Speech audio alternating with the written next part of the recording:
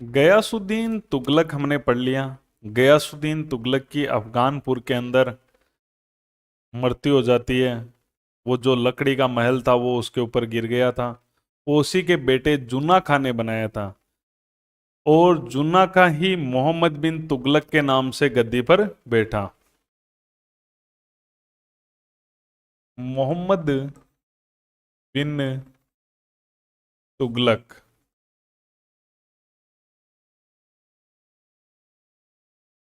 मोहम्मद बिन तुगलक और कोई नहीं, ये जुन्ना खाई था, जो गयासुद्दीन तुगलक का लड़का था, मोहम्मद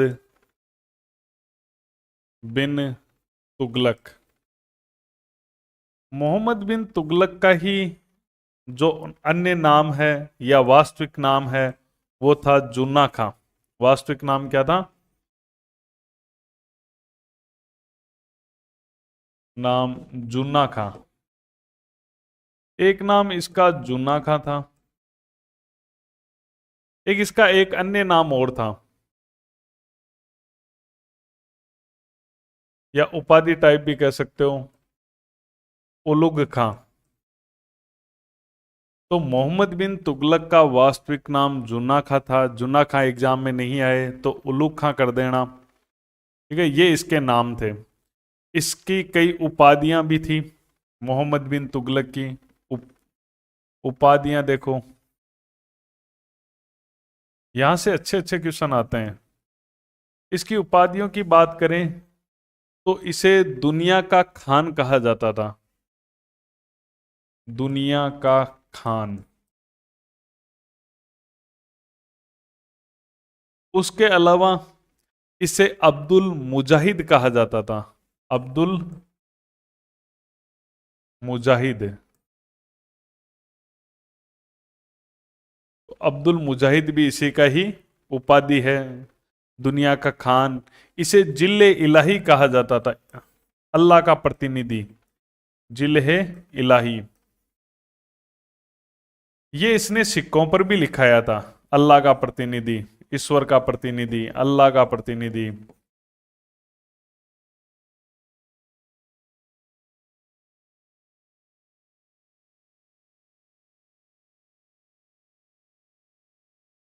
ये उपाधि इसने सिक्कों पर लिखवाई।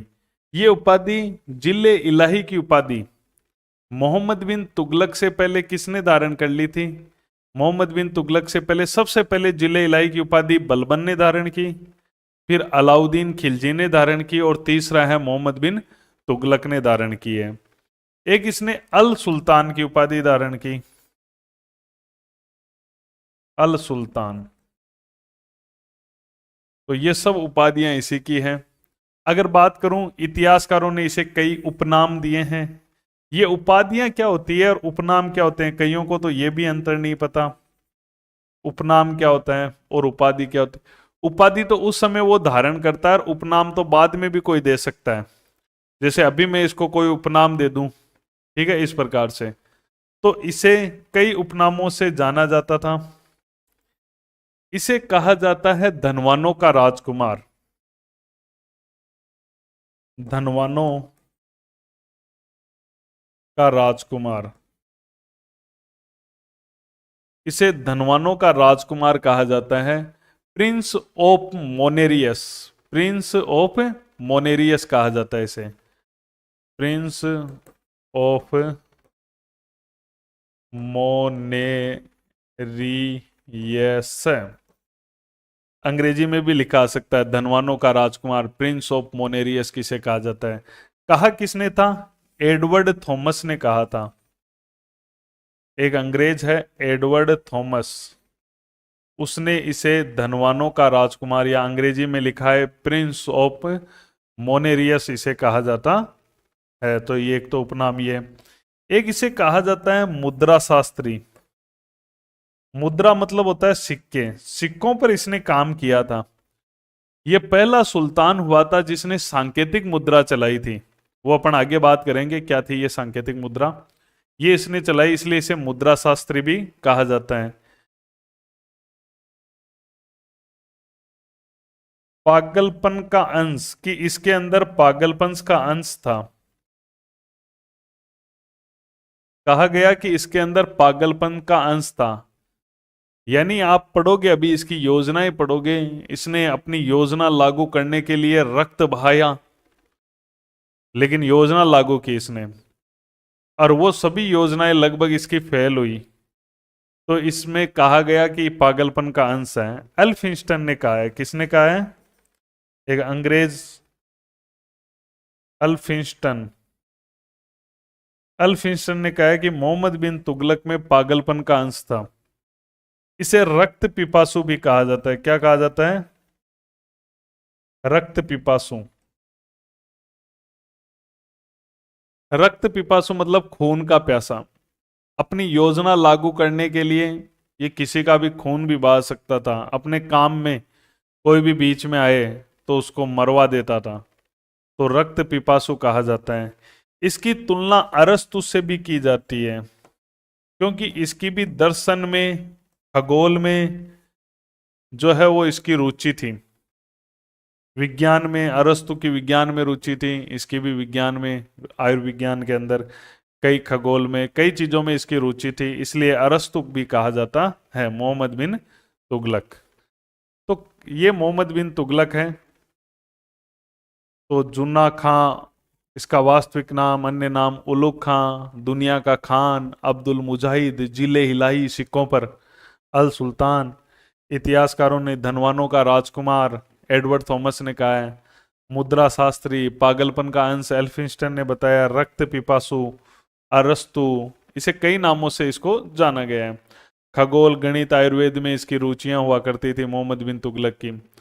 अब अपन बात करते हैं इस मोहम्मद बिन तुगलक की।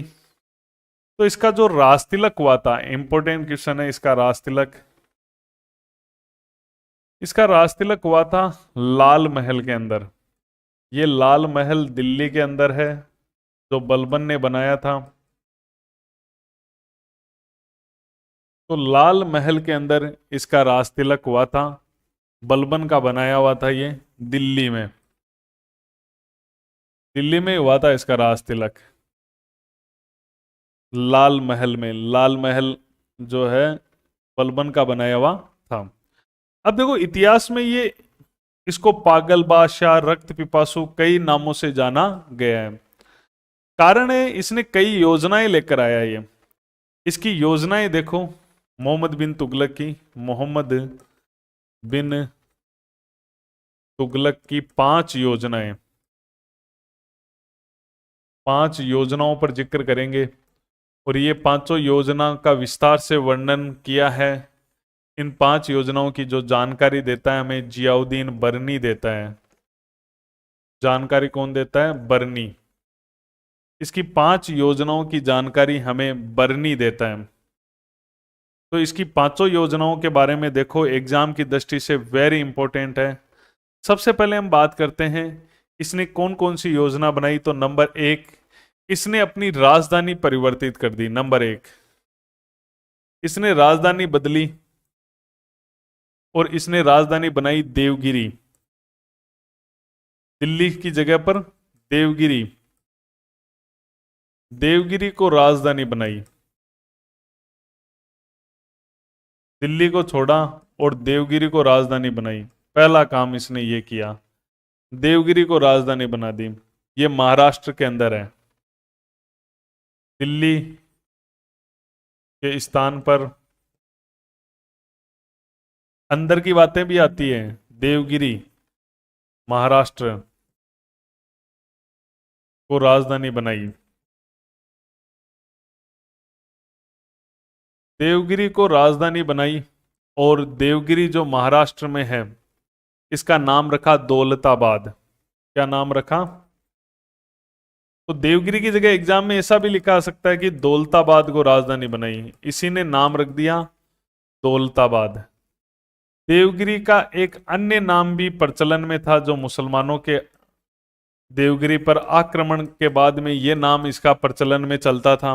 वो था कुतुल इस्लाम। कुतुल इस्लाम देवगिरी को कहा जाता था। देवगिरी कई मुस्लिम सूफी संतों का स्थान रहा है। देवगिरी दौलताबाद इसने देवगिरी पर कब्जा किया और इसका नाम इसने दौलताबाद रखा। देवगिरी को राजधानी बनाई, ये बात है 1327 के आसपास की, 1327 के आसपास में इसने देवगिरी को राजधानी बना लिया। आखिर दिल्ली से इतनी दूर राजधानी क्यों बनाई, कारण क्या था? भाई कहां तो दिल्ली और कहां महाराष्ट्र, नक्शे में देखें तो अपन, अगर हम भारत के नक्शे में देखें तो हम देखते हैं कि भाई ये रहा दिल्ली, ये रहा देवगिरी। इतनी दूर राजधानी दिल्ली छोड़कर देवगिरी इतनी दूर का क्या लेने आया? तो नंबर एक कारण था, इसके कई कारण है उपयुक्त सभी भी, जो नंबर एक लगा रहा हूं वो थोड़ा सा नंबर एक पे रखना है। दक्षिण में विद्रोह बहुत हो रहे थे, दक्षिण में विद्रोह को नियंत्रित करना, विद्रोह को नियंत्रित करना। दक्षिण में विद्रोह हो रहे थे तो उनको नियंत्रित करना चाहता था ये, कि मैं राजधानी यहां ले लूंगा तो दक्षिण में यहां विद्रोह को मैं नियंत्रित कर लूंगा। ठीक है। दूसरा ये था कि इधर मंगोलों के आक्रमण बहुत बढ़ गए थे दिल्ली पर, तब भी एक कारण ये भी है कि मंगोलों के लगातार दिल्ली पर आक्रमण हो रहे थे।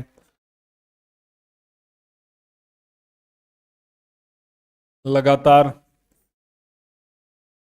दिल्ली पर आक्रमण, तो इसने सोचा कि कोई सेफ जगह ढूंढ लूं। ये क्वेश्चन आएंगे आपके,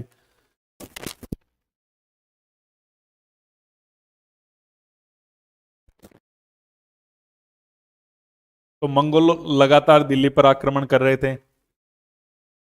एक तीसरा कारण है कि साम्राज्य का जो केंद्र है वो देवगिरी था, इसके साम्राज्य का केंद्र। भाई इसका जो ये साम्राज्य हुआ करता था, ये इस साम्राज्य का बहुत बड़ा साम्राज्य था, तो इसके केंद्र में था देवगिरी। ठीक है।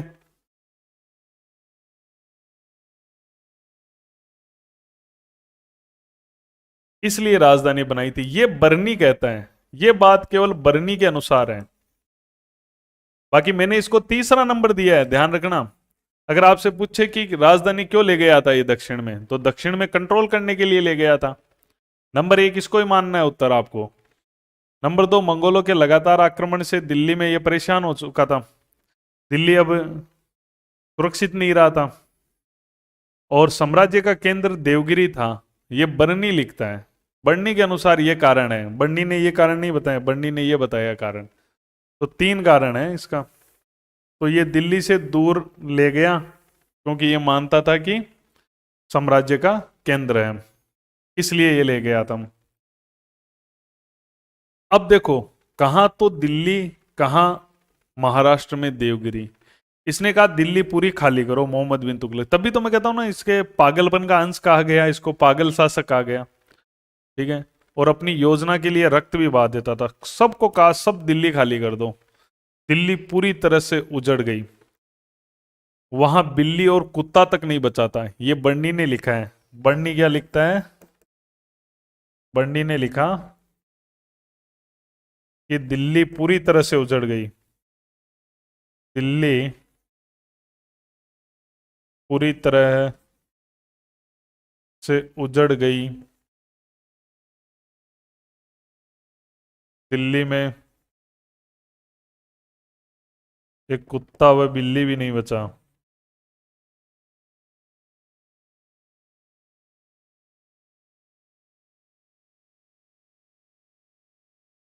यानी इसने जबरदस्ती, जो लोग नहीं जाना चाहते थे उनको भी ट्रांसफर किया, जबरदस्ती। अब कई बुजुर्ग, कई महिलाएं, कई असहाय, ठीक है, कुछ लोग नहीं जा रहे थे, उनको मृत्युदंड भी दे दिया इसने। तो कई तो दिल्ली से बंबई का सफर, इतना दूर सफर था, कई लोग तो रास्ते में मर गए, कोई रास्ते से ही भाग गया। तो इस प्रकार से बहुत बड़ा अन्याय हुआ। लेकिन इसको ये राजधानी जो है वो सुटेबल नहीं लगी, दिल्ली को संभालने में बड़ी दिक्कत हो रही थी, तो यह पुनः इसने दिल्ली राजधानी बना ली थी। तो पुनः दिल्ली को राजधानी बनाया, तो ये प्लान इसका क्या हो गया? फेल हो गया। पुनः दिल्ली को राजधानी बनाई। तो इस प्रकार इसका ये जो दिल्ली को राजधानी बनाने वाला प्लान था ये पूरी तरह से फेल हो गया था और पुनः दिल्ली को राजधानी इसने बना ली।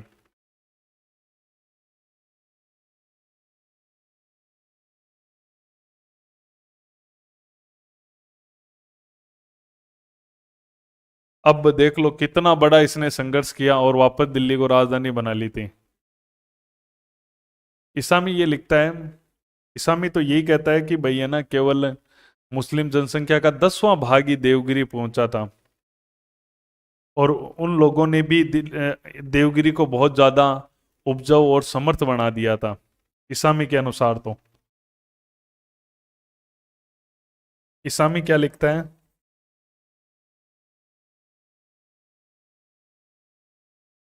कि यद्यपि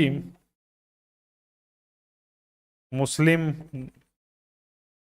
जनसंख्या का 10वां भाग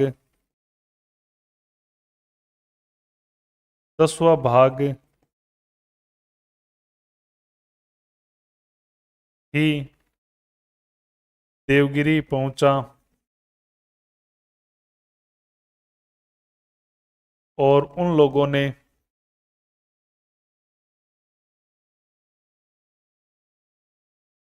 उसे उपजाऊ व समर्थवान बनाया। देवगिरी को काफी फिर देवगिरी में काफी मुसलमान रह भी गए। देवगिरी एक सूफियों का, मुसलमानों का एक बहुत बड़ा केंद्र भी बन के उभरा। तो इस प्रकार से ये राजधानी बनाना और राजधानी को वापस दिल्ली ले जाना ये इसकी बहुत बड़ी भूल थी।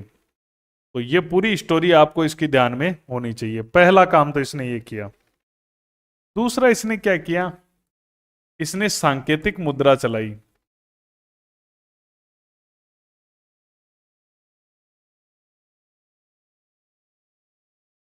ये क्या चीज होती है? सांकेतिक मुद्रा का प्रचलन किया इसने। सांकेतिक मुद्रा क्या होती है? ये पहले नहीं चलती थी। देखो इसको ऐसे समझ सकते हो आप, जैसे मेरे पास में एक सोने का सिक्का है, सोने का एक सिक्का है और उस सोने के सिक्के से मैं है वो एक मान लो 100 kg गेहूं खरीद सकता हूं। मेरे पास एक सोने का सिक्का है, क्योंकि सिक्के सोने चांदी धातु के ही होते थे, तो मैं उससे एक 100 kg गेहूं खरीद सकता हूं।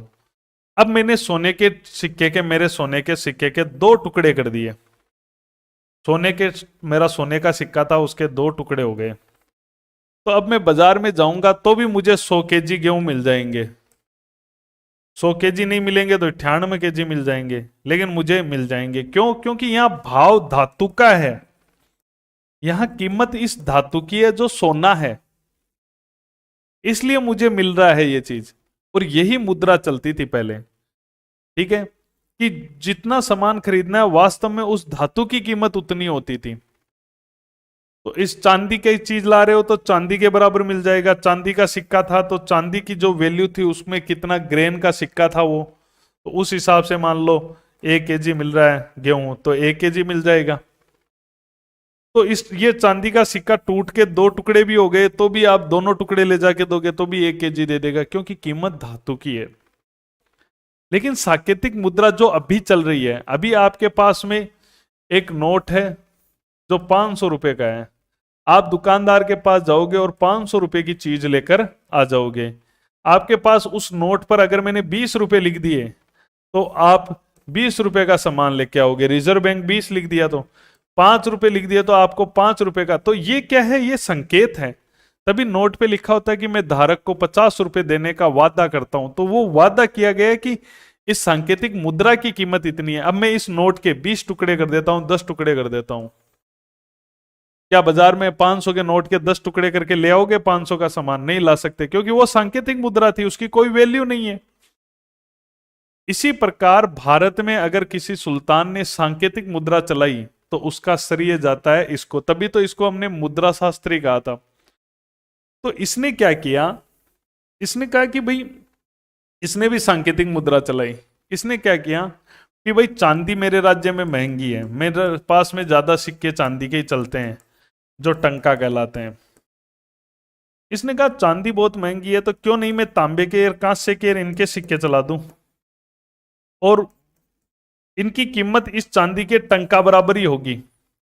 यानी मैं चांदी के टंका लेके जा रहा हूं, एक एक चांदी का टंका लेके गया और मैं 1 केजी गेहूं लाया, तो अब मैं एक तांबे का सिक्का लेके जाऊंगा, इसकी वैल्यू इसके बराबर रखी गई और 1 केजी गेहूं मिल जाएगा। ये संकेतिक हो गया ना। इसकी वास्तव में एक तांबे के टुकड़े के 2 टुकड़े कर दोगे तो आपको 100 ग्राम भी गेहूं नहीं मिलेगा, इसकी इतनी कीमत है। ठीक है। तो इस प्रकार से उसने तांबे के टंका के बराबर, चांदी के टंके के बराबर तांबे के सिक्के चला दिए। अब होता क्या है, इसने चला तो दिए, ठीक है। अब लोगों ने क्या क्या किया देखो, लोगों ने एक तो क्या किया कि तांबा लाला के घर पे ही सिक्के डालने लगे, टकसाल बना ली। पहले सांचे में सिक्के डलते थे, घर पे सांचे बना बना के तांबे के सिक्के छापने लग गए। क्यों? तांबे के सिक्के से कितनी कीमत की चीज आ रही है, चांदी के टंके के बराबर। और कई लोग तो ऐसे थे बाजार में तांबे के सिक्के ये बेचकर और चांदी के सिक्के इकट्ठे कर रहे थे, क्योंकि बराबर वैल्यू थी, लेकिन चांदी तो महंगी थी ना। तो चांदी इकट्ठी करने में लगे हुए थे, घर पे जमा कर लिए चांदी के टंका। बाजार में राजा ने निकाले 10,000 तांबे के सिक्के, बाजार में चल रहे हैं 40,000 तांबे के सिक्के, नकली आ गए। क्योंकि क्या दिक्कत है, सांचे में ही तो ढालना है, सिक्का बनाना बहुत आसान काम होता है। आभूषण बना देता है सुनार, खूब वो कितनी महीन कारीगरी कर देता है, तो सिक्का बनाना कौन सा खेल है, सांचा बनाया और सांचे में ढाला। लेकिन पहले तो क्या था, चांदी के टंके के बराबर चांदी होनी जरूरी थी, चांदी की वैल्यू थी। लेकिन इसने कहा कि तांबे का भी बराबर चलेगा। तो इस प्रकार से तो बर्नी लिखता है कि प्रत्येक हिंदू का घर टकसाल बन गया था। बर्नी क्या लिखता है कि हिंदू अपने घरों में छापने लग गए, हिंदुओं को बदनाम कर रहे हैं या बर्नी। लेकिन आपसे पूछे ये सांकेतिक मुद्रा वाली योजना क्यों असफल हुई, तो आप बताओगे कि नकली सिक्कों की मात्राएं बाजार में बढ़ गई, लोग चांदी के टंकों को भी स्टोर करके रखने लग गए। ठीक है। तो चांदी के टंके के टंका के बराबर तांबे तांबे व कांसे के सिक्के चलाए।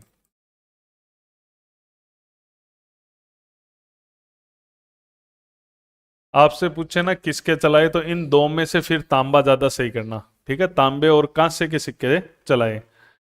बर्नी ने इस योजना के फेल होने का कारण लिखा है, बर्नी ने कहा है कि हर हिंदू का घर टकसाल बन गया था।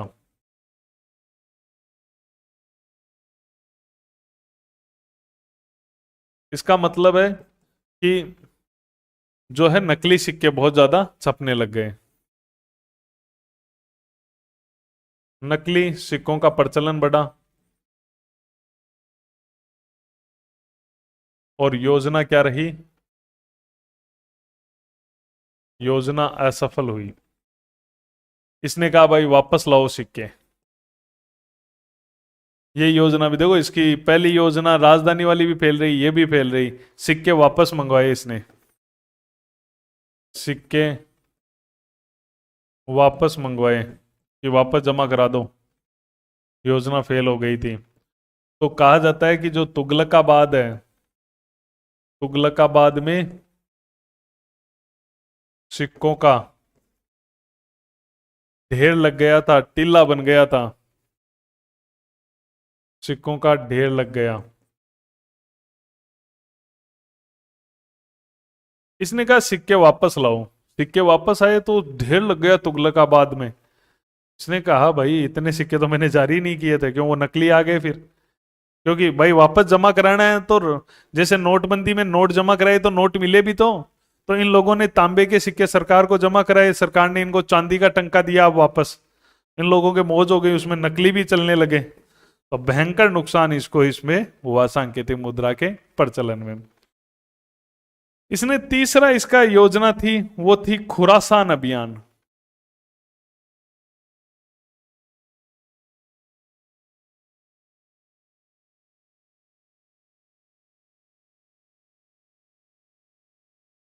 ये योजना क्या थी? समझो, खुरासान अभियान। मोहम्मद बिन तुगलक ने खुरासन जीतने की योजना बनाई। 3.5 लाख सैनिकों की एक फौज तैयार की और उनको 1 साल का पेमेंट दे दिया। मोहम्मद बिन तुगलक खुरासन जीतना चाहता था मध्य एशिया में, और उसके लिए उसने 3.5 लाख सैनिकों की सेना तैयार की। 1 साल का पेमेंट एक्स्ट्रा दे दिया कि लो 1 साल का पेमेंट, और अपन को खुरासान पर चढ़ाई करनी है। लेकिन किसी कारण से ये योजना क्रियान्वित नहीं हो पाई। भाई खुरासान का इतना बिजी रहा, व्यस्तता में रहा कि खुरासान का अभियान हो ही नहीं पाया, तो इसने सेना भंग कर दी।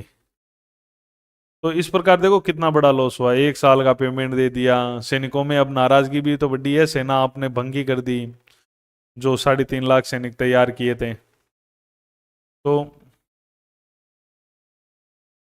खुरासान अभियान के लिए, खुरासान विजय के लिए 3.5 लाख सैनिक सैनिकों की सेना तैयार की।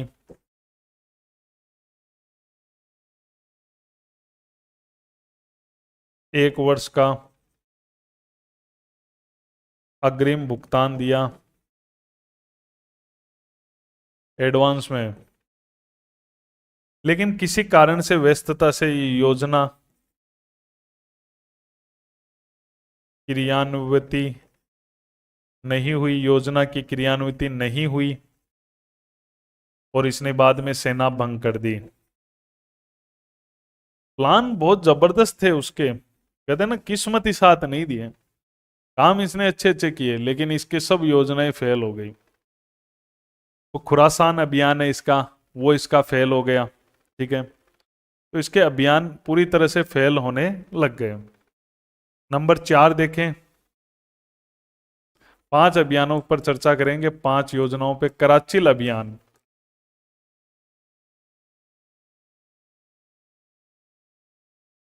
कराचिल अभियान क्या था? मोहम्मद बिन तुगलक ने, ठीक है, कराचिल जीतने के लिए, कराचिल जीतने के लिए 1 लाख सैनिकों की सेना भेजी। मोहम्मद बिन तुगलक ने, कराचिल है ये पड़ता है हिमाचल प्रदेश में, कुमायूं जो क्षेत्र है उसमें। मोहम्मद बिन तुगलक ने कराचिल जीतने के लिए 1 लाख सैनिक भेजे। खुसरो मलिक के नेतृत्व में सेना भेजी, और उन्होंने आसानी से जाते ही कराचिल में, कुमायूं में घुसे 1 लाख सैनिक खुसरो मलिक के नेतृत्व में जीत लिया। खुसरो मलिक ने सोचा पहाड़ी इलाका जीतना तो इतना आसान है, तुरंत ही जीत गया मैं तो, पूरी सेना ऐसे बची है। तो उसने प्लान बनाया कि अब हम चलेंगे आगे, हुमायूं से आगे चलेंगे, तिब्बत जीतेंगे। मोहम्मद बिन तुगलक को पता ही नहीं, उसकी सेना बढ़ गई आगे, और वहां आया एक बर्फीला तूफान, और सेना हो गई समाप्त। कहते हैं 5 सैनिक वापस लौटे थे। कितनी भयंकर नुकसान हुआ है इसको।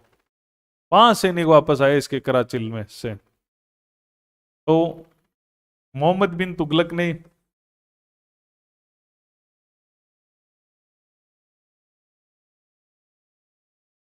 कराचिल, कराचिल पड़ता है कुमायूं क्षेत्र में, जीतने के लिए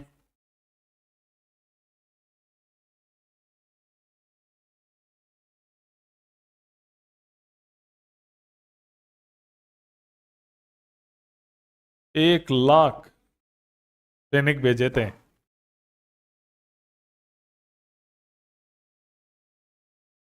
खुसरो मलिक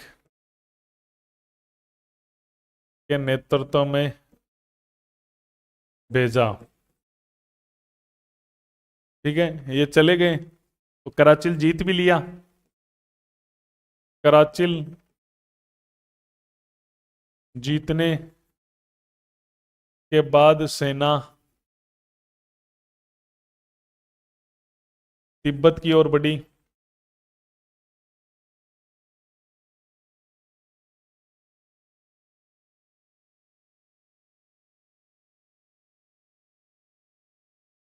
सेना तिब्बत की ओर बढ़ी, और बर्फीले तूफान में, बर्फीला तूफान आया और सेना नष्ट हो गई। इस प्रकार से ये कराचिल के बाद में भी इसको बहुत बड़ा नुकसान हुआ। तो इसकी जो योजनाएं थी कहीं ना कहीं समझ लो प्लान अच्छे थे, लेकिन किस्मत की बातें ही है ये सब, कि योजनाएं अच्छी बना रहा था। हो सकता है इसकी सेना तिब्बत पहुंचकर तिब्बत को जीत भी लेती, लेकिन बर्फीला तूफान आया और सेना खत्म हो गई। पांचवा इसका अभियान है दोआब में करवर्दी।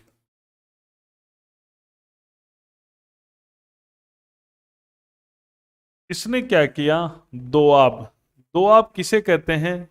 दो नदियों का क्षेत्र दोआब कहलाता है। तो अपने दोआब में कौन है? गंगा और यमुना नदियां जो है उनके बीच का जो मैदानी क्षेत्र है उसे दोआब कहते हैं। इसने क्या किया? दोआब में टैक्स बढ़ा दिया, क्योंकि इसको पता था दोआब में ना भाई गंगा यमुना का उपजाऊ क्षेत्र है, आमदनी शानदार होगी, तो इसने वहां पर राजस्व बढ़ा दिया। और किस्मत की बात देखो, इसकी किस्मत ही खराब है। इसने टैक्स बढ़ाए क्योंकि ये जानता था दोआब में जबरदस्त आय होती है।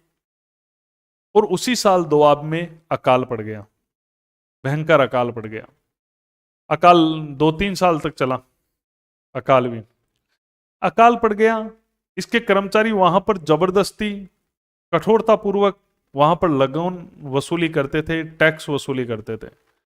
तो अब किसानों के टेंशन हो गई कि अकाल पड़ा हुआ है, लगान कैसे दें। तो किसान वहां से रफू चक्कर हो गए, वहां से पलायन करना शुरू कर दिया। और कई जगह तो किसानों का विद्रोह भी हुआ दोआब के अंदर। तो मोहम्मद बिन तुगलक को जब तक पता चला 2-3 साल बीत गए, और दोआब में जो उसको पहले इनकम होती थी वो इनकम भी नहीं हुई, क्योंकि आधे किसान छोड़ के चले गए, अकाल पड़ गया, विद्रोह हो गए। तो इसका जो आय हमेशा होती आई, इसने तो टैक्स बढ़ाया था कि आय हो जाएगी और ज्यादा हो जाएगी, और वो पहले वाली नसीब नहीं हुई इसकी। इसकी ये हालत हो गई। फिर मोहम्मद बिन तुगलक को खुद इस इलाके में रहना पड़ा यहाँ की स्थिति ठीक करने के लिए। 2.5 साल तक वो यहाँ पर शिविर लगाकर रहा था। स्वर्ग द्वारी एक जगह है यूपी में, वहां पर रुका हुआ था। 2.5 साल रहा वो खुद स्थितियों को काबू में लाने के लिए, किसानों के लिए फिर काम किया, अकाल राहत के लिए किसानों के लिए काम किया, अकाल संहिता तैयार करवाई, किसानों को ऋण देने का, इससे पहले कोई नहीं देता था, किसानों को ऋण दिया जिसे तकावी या सौंदर कहा जाता है। तो इसको इसकी योजना यहां पर भी फेल हुई। किसानों के लिए फिर काम भी इसने अच्छे किए, ठीक है, क्योंकि योजनाएं ये बनाता था, सुधारने का भी प्रयास करता था, लेकिन प्लान इसके फेल हो जाते थे। तो इसने एक कृषि विभाग भी खोला, एक नई पद्धति भी चलाई दोआब में कि फसलों को बदल बदल के बो, फसल चक्कर के अनुसार बो। तो इस प्रकार का इसने कई, ये इसके कृषि सुधार भी माने जाते हैं। तो यहां से अच्छे अच्छे क्वेश्चन आते हैं, तो थोड़ा सा इस दोआब में करवर्दी को समझना पड़ेगा आपको।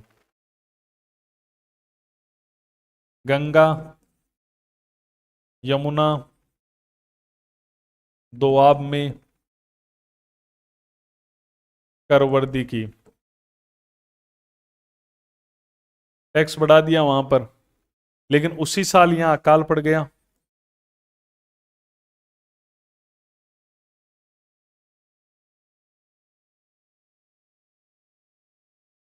और अकाल भी लंबा रहा। और यहां पर कर्मचारी जो थे राज्य के, कर्मचारियों ने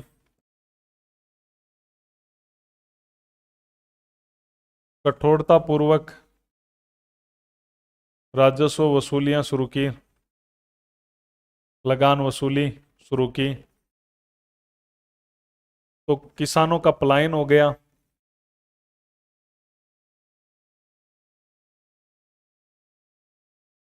और कई जगह पर किसानों का विद्रोह हुआ। तो ध्यान रखना, किसानों का विद्रोह किस शासक के समय हुआ था? मोहम्मद बिन तुगलक के समय हुआ था। मोहम्मद बिन तुगलक खुद आया यहां पर। मोहम्मद बिन तुगलक 2.5 साल तक, कम 2.5 वर्ष तक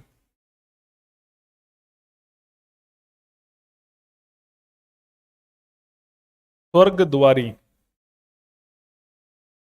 यूपी में रहा। खुद यहां पर 2.5 वर्ष तक रहा था। बहुत अच्छा क्वेश्चन है यूपी में। और यह सल्तनत का पहला सुल्तान है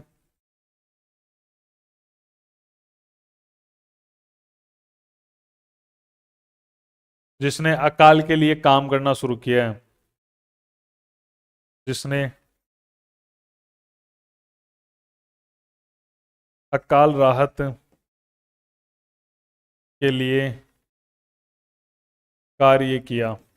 2.5 साल वहां रहकर स्थितियों को सुधारने का प्रयास किया। ये पहला सुल्तान है जिसने अकाल संहिता तैयार करवाई।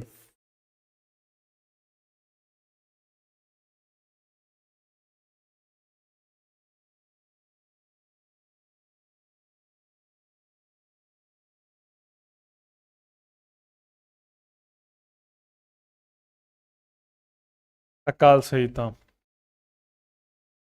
ये जो इसने अकाल संहिता तैयार करवाई पहला सुल्तान था। इसे, इनकी जो लैंग्वेज है, फारसी लैंग्वेज है, उसमें कहा जाता है उसलूम। तो एग्जामिनर उसलूम नाम से भी पूछ ले।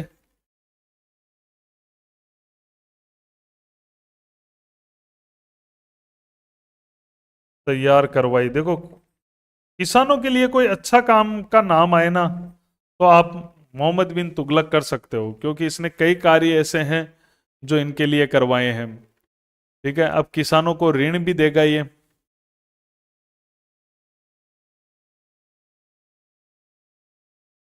सल्तनत का, दिल्ली सल्तनत का पहला सुल्तान जिसने किसानों को ऋण दिया। ऋण को कहते हैं तकावी। तकावी, जो कृषि ऋण है उसे तकावी कहा जाता है। आप लिख देता हूं, दिया। वैसे इन ऋणों का जो नाम है वो थोड़ा सा ध्यान रखना, उन ऋणों को सौंदर कहा जाता है। सौंदर, सौंदर भी कहा जाता है, सौंधार भी कहा जाता है, सौंधर भी कहा जाता है, एक ही बात है। सौंधर ऋण, ध्यान रखना। तकावी भी लिखा आ सकता है क्योंकि किसान ऋणी है तकावी। इसका वास्तविक नाम सौंधार, सौंधर, सौंधर। ठीक है, ये ऋण का नाम है। मोहम्मद बिन तुगलक ने क्या किया, कृषि विभाग भी बनाया।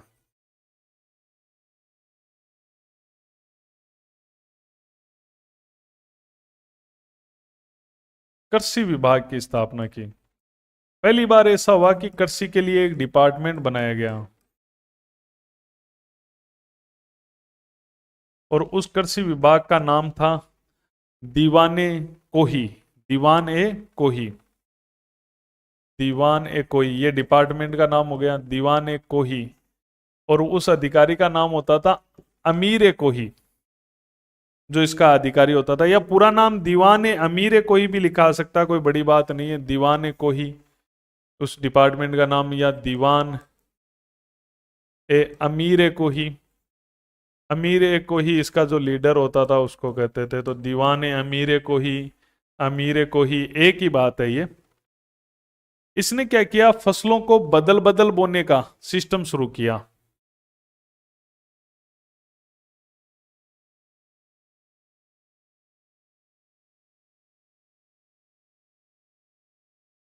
फसल को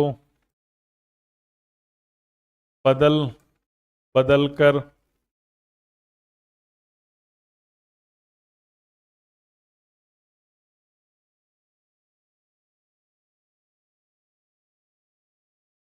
फसल को बदल बदल कर बोना शुरू किया।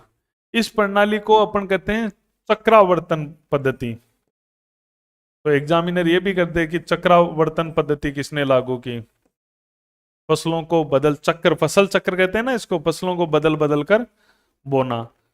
तो ये इसने जो है सुधार कार्य किए। तो ये आपको चीजें अच्छी तरह से पता होनी चाहिए। तो इसने क्या क्या कार्य किए। अब इसकी अपन मोहम्मद बिन तुगलक देखो, इसकी धार्मिक नीति की बात करें तो धार्मिक नीति इसकी बड़ी जबरदस्त है। मोहम्मद बिन तुगलक की।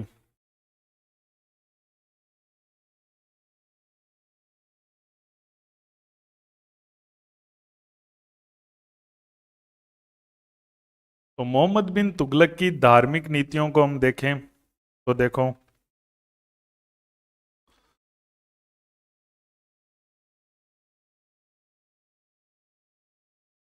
मोहम्मद बिन तुगलक की धार्मिक नीति।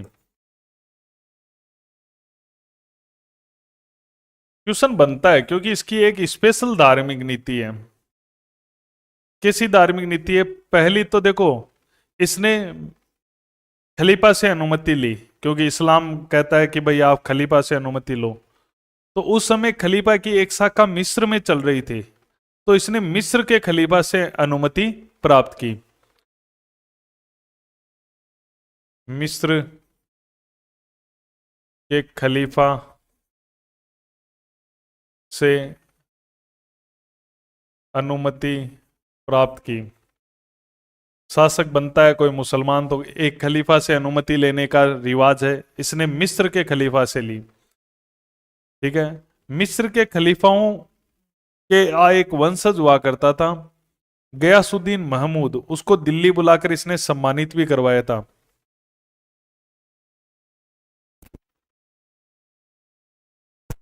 मिस्र के खलीफा के वंशज, मिस्र के खलीफा का वंशज हुआ करता था जिसको इसने दिल्ली बुलाया, गयासुद्दीन महमूद। गयासुद्दीन महमूद, गयासुद्दीन महमूद को इसने दिल्ली बुलाया और इसको सम्मानित किया।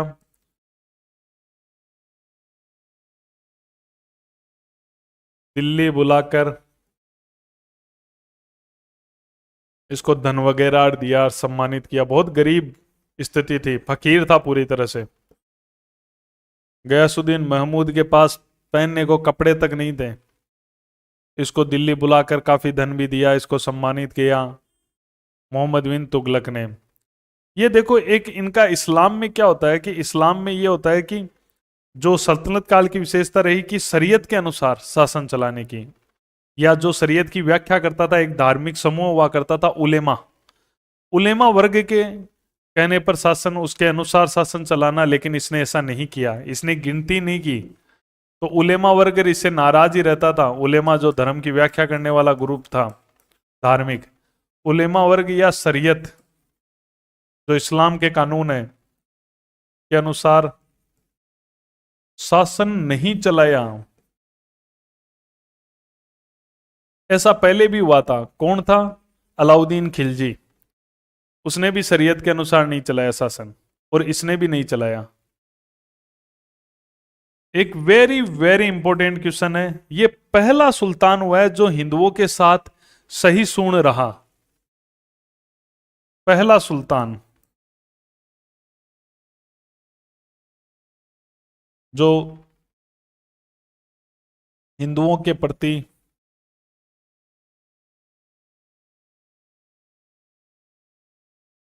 सही सूण रहा।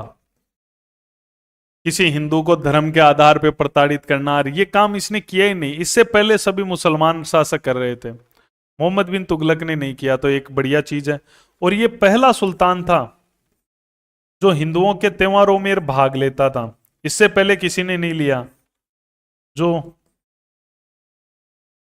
हिंदुओं के त्योहारों, होली आदि, विशेषकर होली में तो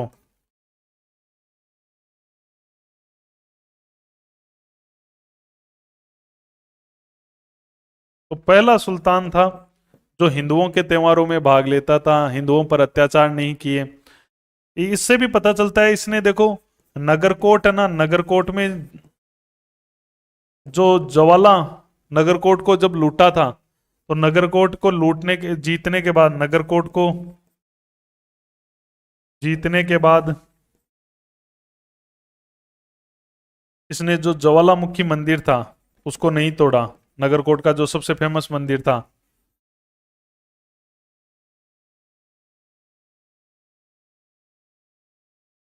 तो ये चीजें बता रही कि हिंदुओं के प्रति इसका सॉफ्ट नेचर था। नगरकोट, ये इसने नगरकोट को जीता लेकिन ज्वालामुखी मंदिर को नहीं तोड़ा। ठीक है, जैसे इसके आगे हम पढ़ेंगे, इसके बाद में जो गद्दी पर बैठेगा फिरोज शाह तुगलक, वो नगरकोट को लूटेगा, मंदिर को तोड़ेगा, मूर्तियां तोड़ेगा। उसके बाद में एक और हुआ सिकंदर लोदी, उसने भी नगरकोट पे आक्रमण किया और ज्वालामुखी मंदिर को तोड़ा, मूर्तियां तोड़ी, और मूर्तियां तोड़कर उसने तो कसाईयों को मांस तोलने के लिए दे दी थी नगरकोट की, ज्वालामुखी मंदिर की। तो ज्वालामुखी मंदिर पर इसने भी आक्रमण किया लेकिन इसने मंदिर नहीं तोड़ा। फिरोज शाह ने तोड़ा, सिकंदर लोदी ने तोड़ा, और मूर्तियां तो कसाईयों को मांस तोलने के लिए दे दी थी। यह गंगा का पानी पीता था।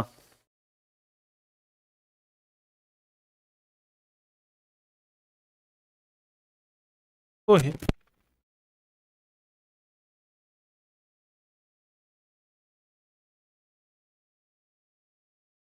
इसकी जो धार्मिक नीति है वो बड़ी स्पेशल है, क्योंकि हिंदुओं के प्रति इसका नजरिया था वो काफी अच्छा था। एक रतन नामक एक हिंदू था। हिंदुओं को कोई बड़ी पोस्ट पे नहीं रखते थे, इसने रखा। सिंध में राजस्व अधिकारी बनाया। तो सिंध में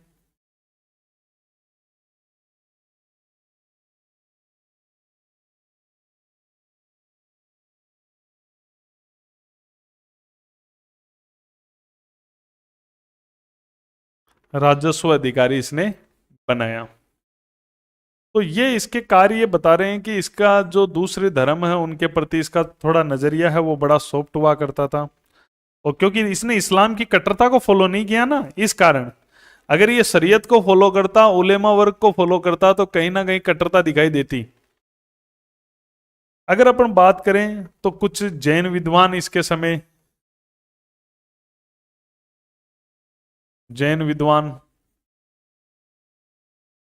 इसके समय जैन विद्वान थे जीन प्रभ सूरी। जीन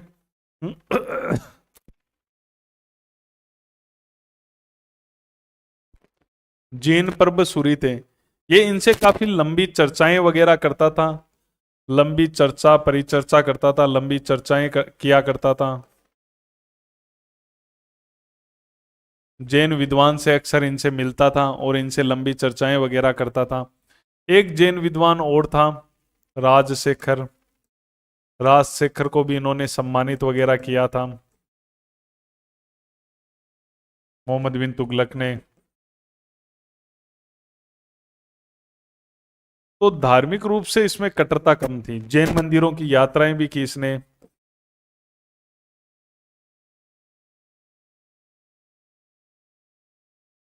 तो ये कितनी स्पेशल बातें इसकी आपको देखने को मिल रही है जो किसी की नहीं थी। हाँ, बाद में अकबर ने जरूर इसको थोड़ा फॉलो किया था। ठीक है, अकबर ने फॉलो किया था बाद में, बहुत बाद में। सल्तनत काल में आपको देखने को नहीं मिलेगी। सल्तनत काल के अंदर आपको केवल इसकी देखने को मिलेगी। राजस्व नीति की बात करते हैं कि इसकी कर प्रणाली का क्या सिस्टम था। राजस्व नीति, तो राजस्व नीति की इसकी बात करें तो इसने भू राजस्व पुनः 1/2 कर दिया। भू राजस्व पुनः 1/2 कर दिया। इसके पिता ने 1/3 किया था, क्योंकि अलाउद्दीन खिलजी ने 1/2 किया था।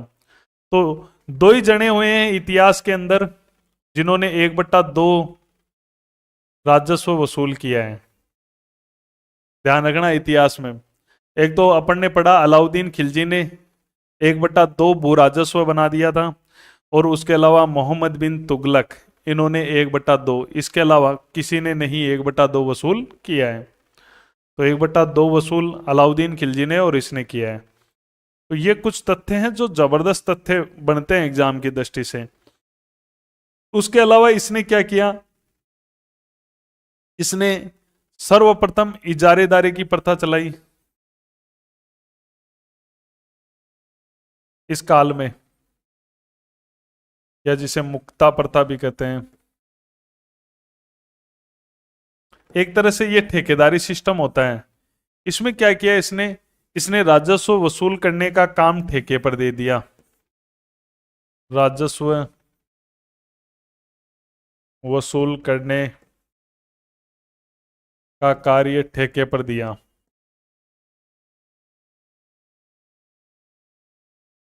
देखो आप इन शब्दों से समझ जाओगे। इजारेदारी, इजारे का मतलब, इजारेदारी गांवों में भी जब जमीन है ना अपनी बोने के लिए किसी को ठेके पे दे देते हैं तो उसे इजारेदारी कहते हैं, कि आपका जमीन इजारे दे दिया, यानी ठेका पर 10,000 20,000। यहाँ मुक्काता या मुक्ता या मुक्काता भी कहते हैं इसको। मुक्काता या मुक्ता कह दो या मुक्काता कह दो, एक ही बात है। कई बार ज्यादातर ये शब्द ज्यादा काम में लिया जाता है, मुक्काता। मुक्काता, मुक्काता आपने गांव में एक राजस्थानी में एक शब्द सुना होगा, मुक्कल्ड है। ये वर्ड इसी से बना है।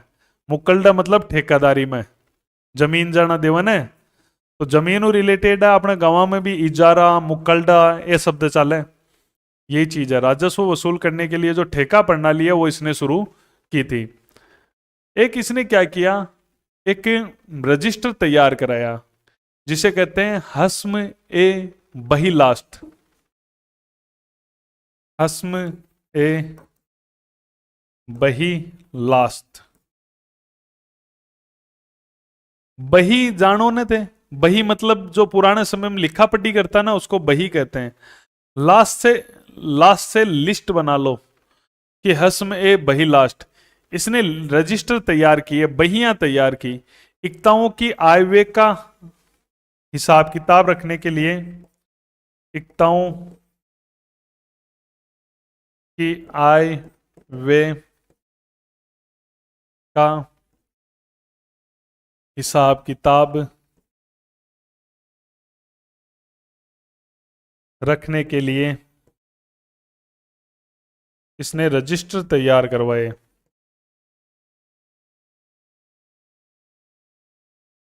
रजिस्टर मतलब बहियां, बहियां तैयार करवाई, तभी तो बही है ना, हस्म ए बही लास्ट। बहियां तैयार करवाई। इक्ता मतलब जहां से इनको भू राजस्व आता था उन जमीनों को इक्ता कहा जाता था।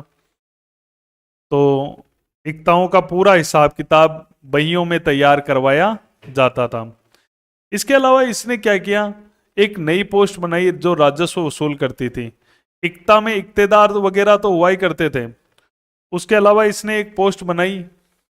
अच्छा है क्वेश्चन, जब मैं आपको प्रशासन पढ़ाऊंगा तब भी बताऊंगा। वली उल खराज। खराज मतलब क्या होता है, राजस्व। भूमि का जो राजस्व है उसे खराज कहते हैं। तो ये तो नाम से ही पता चल गया कि वली उल खराज। कई जगह केवल वली वर्ड भी लिखा जाए तो एक ही बात है, वली उल खराज। वेरी वेरी वेरी इंपॉर्टेंट है कि ये पोस्ट किसने चलाई थी। ये इसी ने पद बनाया था और ये क्या करता था, भूराजस्व, भूराजस्व का कार्य था, भूराजस्व वसूली का कार्य था। वली उल खराज।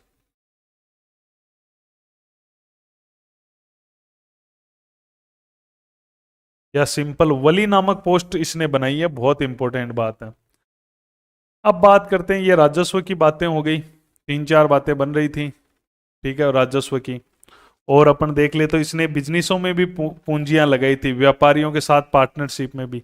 ये तो भू राजस्व की बात है। उसके अलावा भी इसने राजस्व कैसे कर रखा था, इसने क्या कर रखा था, व्यापार में भी, व्यापार में भी पूंजी लगाई। व्यापारियों के साथ पार्टनरशिप में काम भी इसने, वो भी एक राजस्व का इसके पास में अच्छा स्रोत हुआ करता था। जो व्यापारियों के साथ इसने पैसा वैसा लगाया था वो भी। अब बात करते हैं इसका प्रशासन में इसने क्या सुधार किए।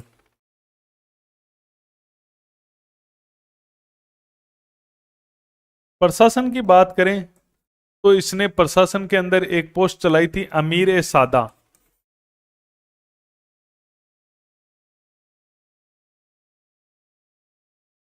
अमीर ए सादा नाम की इसने पोस्ट बनाई थी जो दक्षिण भारत में काम करती थी।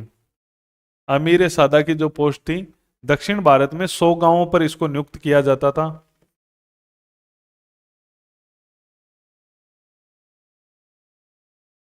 दक्षिण भारत में 100 गांवों पर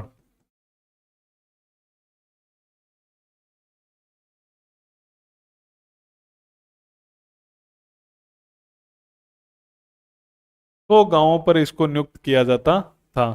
एक इसने पोस्ट बनाई, दीवान ए सियासत।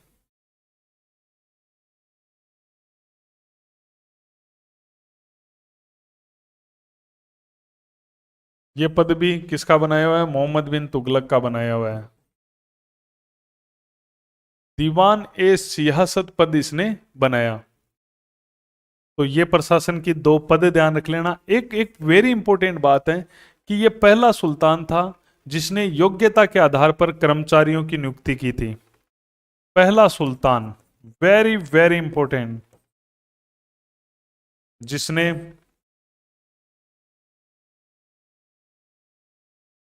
योग्यता के आधार पर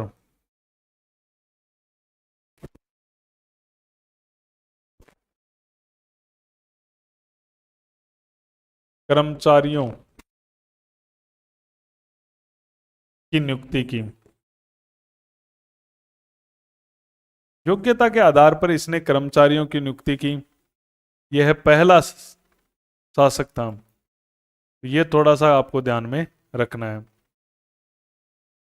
तो ये प्रशासन के अंदर आप इन चीजों को थोड़ा सा, दो तीन बातें हैं इसकी जो थोड़ी सी देखनी है। अमीर सादा, दीवान सियासत का पद, योग्यता के आधार पर। इससे पहले किसी भी सुल्तान ने योग्यता पे भर्ती नहीं की। ये क्वेश्चन ही है जो सिलेक्शन देंगे और सीधे सीधे एग्जाम में आएंगे। इसकी विदेश नीति देखते हैं। विदेश नीति में इसने काफी जो चेंजेस किए वो उन पे बात कर लेते हैं। विदेश नीति,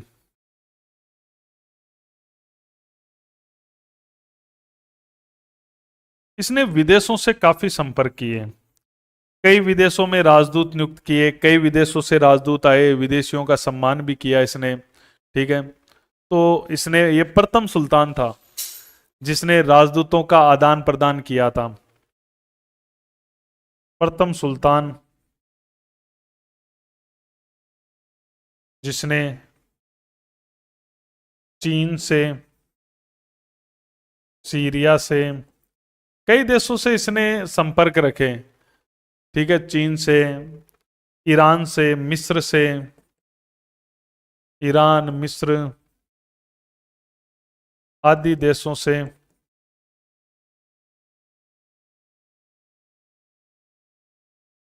वैश्विक संबंध बनाए या वैदेशिक संबंध स्थापित किए।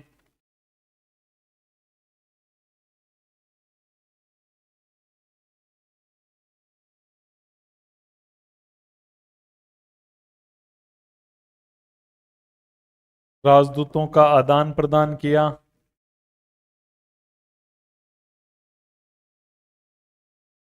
तो देखो, मोहम्मद बिन तुगलक के लिए एक जो वैश्विक नीति है ये भी आपको ध्यान में रखनी है। जो इसने राजदूतों का आदान प्रदान किया, कई देशों के साथ संपर्क किया, ऐसा ये पहला सुल्तान था जिसने ऐसा किया है।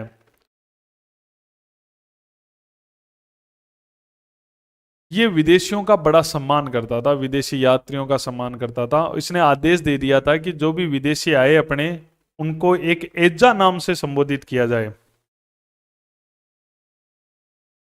आदेश निकाला।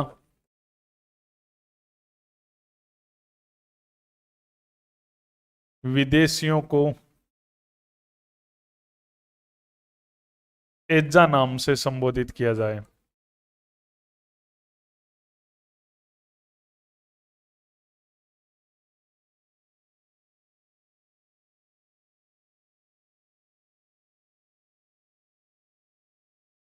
तो विदेशिक नीति भी थी इसकी। इससे पहले आपने किसी की भी वैदेशिक नीति नहीं पढ़ी है, आप केवल इसी की विदेशिक नीति पढ़ रहे हो। चीन का जो सम्राट था तोगन तिमूर, उसने इसके दरबार में एक शिष्टमंडल भेजा था। चीनी सम्राट ने, तोगन तिमूर, चीनी सम्राट जिसका नाम था तोगन तिमुर, उसने एक शिष्टमंडल भेजा था, एक शिष्ट मंडल मोहम्मद बिन तुगलक के दरबार में भेजा। ये बौद्ध धर्म को मानता था चीनी शासक तोगन तिमुर, तो इसने मोहम्मद बिन तुगलक के दरबार में एक शिष्टमंडल भेजा था। क्यों भेजा था? ताकि भारत के अंदर जो बौद्ध मंदिर है उनकी देख रेख की जा सके, उनका रख रखाव और वो सिस्टम देखा जा सके, कोई कमी है तो उनको भारत में बौद्ध मंदिरों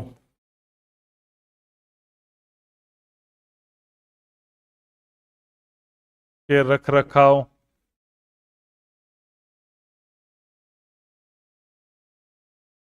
हेतु भेजा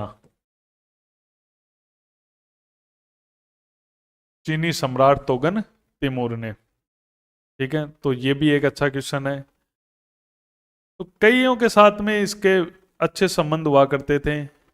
एक विदेशी यात्री इब्न बतूता, वो इसी के समय आया था, तो उसका थोड़ा सा आपको ध्यान में रखना है। उसका क्वेश्चन शानदार क्वेश्चन बन जाते हैं इब्न बतूता के।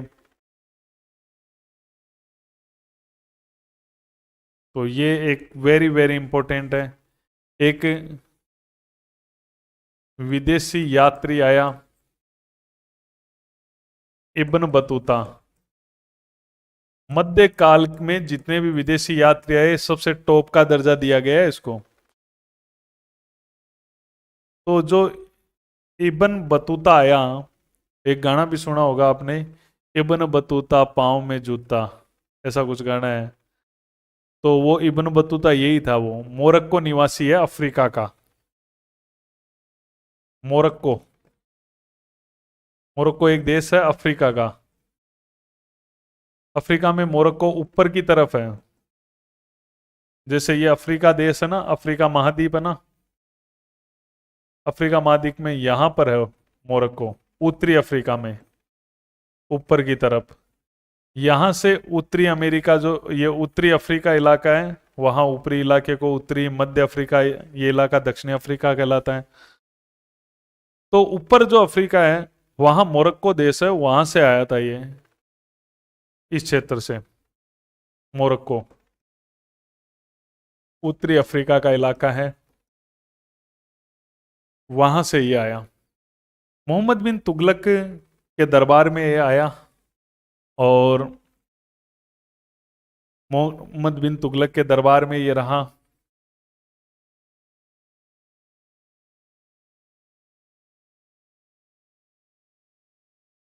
तो अच्छा क्वेश्चन है कि किसके समय आया था इब्न बतूता। तो इसी में पढ़ रहे हैं, मोहम्मद बिन तुगलक में ही पढ़ रहे हैं। तो मोहम्मद बिन तुगलक के समय ये आया था। कहाँ से आया था? मोरक्को से आया था। मोहम्मद बिन तुगलक ने इसको चीन भेजा था अपना राजदूत बनाकर। चीन में आप जान गए ना, चीन का सम्राट कौन था? तोगन तिमूर के दरबार में भेजा। मोहम्मद बिन तुगलक ने इसे राजदूत बनाकर चीनी सम्राट तोगन तिमुर के दरबार में भेजा था।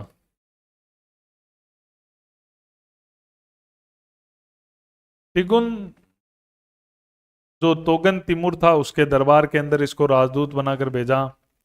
1342 के आसपास की बातें हैं ये। और ये एक शिष्टमंडल आया था, जो उसका पहले आया था। चीन के सम्राट ने भी तो भेजा था, फिर इसने भेज दिया। तो चीन रह के आया इसकी तरफ से। इसको दिल्ली का काजी नियुक्त किया गया था। दिल्ली का, वेरी इंपॉर्टेंट, इब्न बतूता को दिल्ली का काजी नियुक्त किया गया। दिल्ली का काजी, काजी जो न्याय करता था, वो इसको नियुक्त किया गया। इसने पुस्तक, इसकी जो भी जानकारियां मिल रही है इसकी पुस्तक से ही मिल रही है। इसने पुस्तक लिखी थी,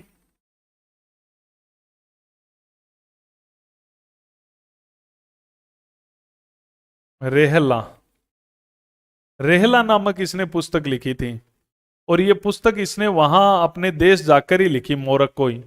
वहां के राजा का ये दरबारी बन गया था और वहां पर इसने पुस्तक लिखी थी। इसने इस पुस्तक के अंदर वास्तविकता मानी जाती है, क्योंकि अगर ये मोहम्मद बिन तुगलक के दरबार में लिखता तो कहीं ना कहीं उसकी बढ़ाइयाँ लिख सकता था। अपने देश जाकर लिखी है तो काफी इसके अंदर इसने लिखा है मोहम्मद बिन तुगलक के बारे में, वास्तविकता टाइप ही लिखा है। इसने इस समय के बारे में लिखा है कि जो तुगलक साम्राज्य है, तुगलक साम्राज्य, उसके बारे में लिखा कि उसके अंदर टोटल 23 जो है 23 प्रांत थे, 23 मुक्ता थे या राज्य थे, प्रांत थे। तो इसने तुगलक काल में मोहम्मद बिन तुगलक के समय कितने प्रांत बताए हैं? प्रांतों को इसने मुक्ता कहा है, 23 प्रांत बताए हैं। ठीक है। और मोहम्मद बिन तुगलक के साम्राज्य को इसने 23 मुक्ताओं में बांटा है। उसके अलावा इसने साम्राज्य को सिंध या हिंद कहा है। साम्राज्य को क्या नाम दिया है? सिंध या हिंद कहा है। तो मोहम्मद बिन तुगलक के साम्राज्य को इब्न बतूता ने अपनी किताब में क्या कहा है? सिंध या हिंद कहा है। बाद में सुल्तान से इसकी अनबन हो गई थी, यहां मोहम्मद बिन तुगलक से बाद में सुल्तान से अनबन, तो इसको एक बार जेल में भी डाल दिया गया। वैसे इसके बारे में मैं और बातें बताऊंगा इब्न बतूता के बारे में, जब मैं आपको साहित्य और साहित्यकारों के बारे में बात करेंगे सल्तनत काल के, तब और चर्चाएं ढंग से इसकी करेंगे। ये मोहम्मद बिन तुगलक के सिक्कों की भी जानकारी देता है। बाद में इसको छोड़ दिया था, ये अपने देश चला गया था। मोहम्मद बिन तुगलक के सिक्कों की जानकारी भी देता है।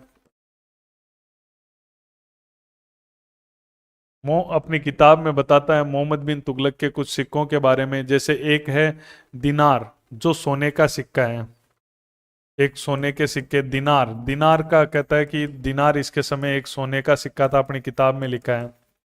और एक लिखा है अदली, अदली, अदली इसने चांदी का सिक्का बताया है मोहम्मद बिन तुगलक के समय का। और तो किसी साहित्यों में इनका जिक्र नहीं होता, लेकिन इसके साहित्य में इन दो सिक्कों का जिक्र होता है जो मोहम्मद बिन तुगलक के समय चलते थे, दिनार और अदली। तो ये इसका विदेशियों के साथ में संबंध वगैरह हो गया। अब देखो इसका साम्राज्य, मोहम्मद बिन तुगलक का साम्राज्य बहुत बड़ा था। दिल्ली सल्तनत में इससे बड़ा साम्राज्य किसी का नहीं रहा है। क्यों? क्योंकि आपको पता है जीता अलाउद्दीन खिलजी ने था।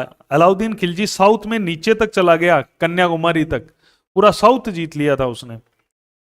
ठीक है, लेकिन पूरा साउथ तो जीत लिया था, लेकिन साउथ जीतने के बाद भी आप देख रहे हो कि उसने केवल लूटा, उनको अपने राज्य में नहीं मिलाया। तो तुगलकों का साम्राज्य काफी बड़ा था। इसके समय विद्रोह हुआ, इसके समय विद्रोह हुए, और इसके सर्वाधिक विद्रोह आज तक 34 विद्रोह, दक्षिण दक्षिण में 27 विद्रोह हुए थे, और जो राज्य थे वो सब नष्ट हो गए इसके समय, जो जीते हुए राष्ट्र थे। विद्रोह, विद्रोह की बात करें इसके समय तो टोटल संख्या नहीं पूछेंगे वैसे, लेकिन सर्वाधिक विद्रोह इसके समय हुए।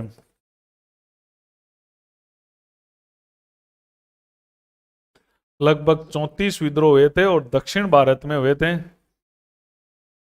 27 विद्रोह। एक आइडियल बता रहा हूं कि कितने विद्रोह हो रहे हैं इसके समय। तो कुछ विद्रोह की अपन बात करते हैं जो एग्जाम की दृष्टि से इंपॉर्टेंट है। कई नई रियासतें बनेगी, अब विद्रोह होंगे, वो सफल भी होंगे, और नई रियासतें बन जाएगी इसके समय मोहम्मद बिन तुगलक। तो पूछा जा सकता है कौन सी रियासतें किसके समय नई बनी थी, नए राज्य खड़े हो गए दक्षिण के अंदर। तो इसका जो पहला विद्रोह है,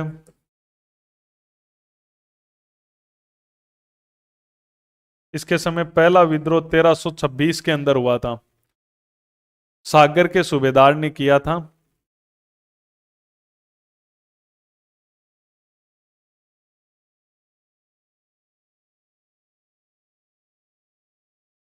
सागर का सूबेदार था जिसका नाम था बाहुदीन गुरसाप। बाहुदीन गुरसाप। तो बाहुदीन गुरसाप ने विद्रोह किया इसके समय। गुरसाप तो सागर का सूबेदार था, उसने ये पहला विद्रोह किया था। ठीक है, इसने शरण ली थी कांपिले के शासक के पास में।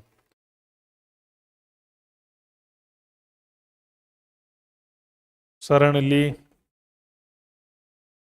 कांपिले। कांपिले एक दक्षिण में हिंदू राज्य बचा था, बाकी सब हिंदू राज्य खिलजियों ने जीत लिए थे। एक कांपिले बचा हुआ था और वहां का राजा था कांपिल देव। बाकी तो खिलजियों ने सबको जीत लिया था, एक बचा हुआ था। वहां इसने शरण ले ली। कांपिले एक ही बचा हुआ था साउथ में, बाकी तो खिलजियों ने मिला लिए थे। खिलजियों ने तो क्या जीत कर फिर इसका पिता आया मोहम्मद बिन तुगलक का गयासुद्दीन, उसने भी मिला लिए। केवल कांपिले कांपिले बचा हुआ था। तो कांपिले जो था वो मोहम्मद बिन तुगलक ने छीन लिया इसको। तुगलक ने छीना तो इसका राज्य अब सबसे बड़ा हो गया। इसका राज्य आज तक सल्तनत में इतना बड़ा राज्य नहीं हुआ। और इसने क्या किया, इस बाहुदीन गोरसाप को पकड़ लिया और इसकी शरीर की खाल में भूसा भरकर शहर में घुमाया। शरीर की खाल में भूसा भरकर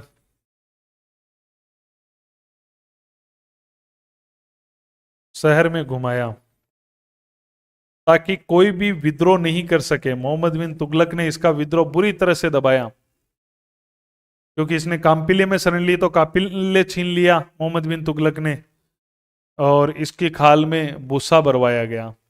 तो नोट कि सबसे बड़ा जो राज्य हुआ सल्तनत काल में,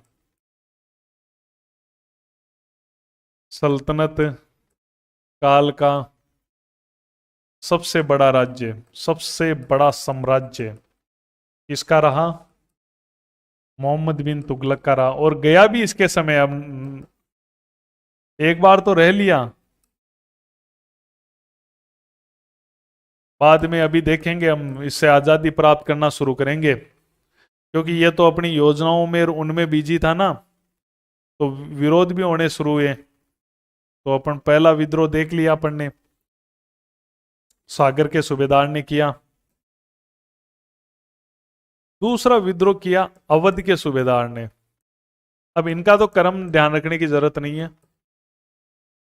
ठीक है, अवध का सूबेदार जिसका नाम था आइन उल मुल्क मुल्तानी।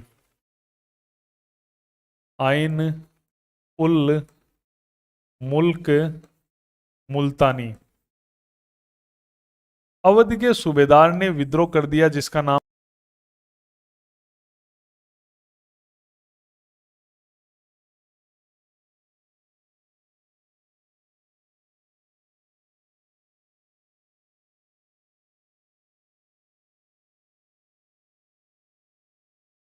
तो मोहम्मद बिन तुगलक जो था उसने जब कांपिले को जीत लिया तो मोहम्मद बिन तुगलक का राज्य सबसे बड़ा हो गया।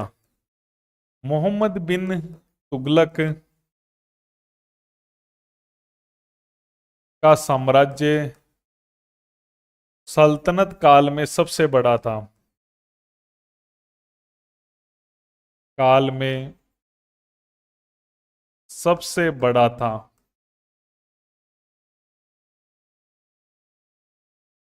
सल्तनत काल में सबसे बड़ा साम्राज्य किसका था? मोहम्मद बिन तुगलक का था। कांपिले साउथ में बचा हुआ था, वो भी इसने जीत लिया था, तो इसका साम्राज्य सबसे बड़ा हो गया। लेकिन बाद में नहीं रहा, बाद में धीरे धीरे विद्रोह होते रहे और इसके राज्य छूटते रहे। देखो, पहला विद्रोह हम पढ़ चुके हैं, सेकंड विद्रोह की बात करते हैं। दूसरा विद्रोह अब क्रम की जरूरत नहीं है, पहला विद्रोह ध्यान रख लिया आपने कि पहला विद्रोह सागर के सूबेदार ने किए था। दूसरा विद्रोह किया था अवध के सूबेदार ने। अवध का जो सूबेदार था उसने दूसरा विद्रोह किया था, उसका नाम था आइन उल मुल्क मुल्तानी।